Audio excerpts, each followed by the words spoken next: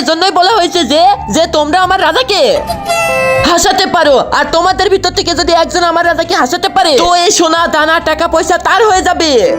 এবার একজন আসো, মন্ত্রী তুমি ইধার আ যাও। রাজা সাহেব এই দেখেন, আলু বালু কালু টালু ফুস।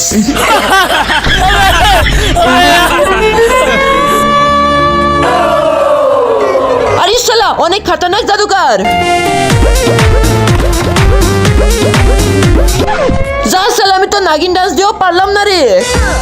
রাজা সাহেব আপনি 1 মিনিটের জন্য আমার কাছে চলে আসেন।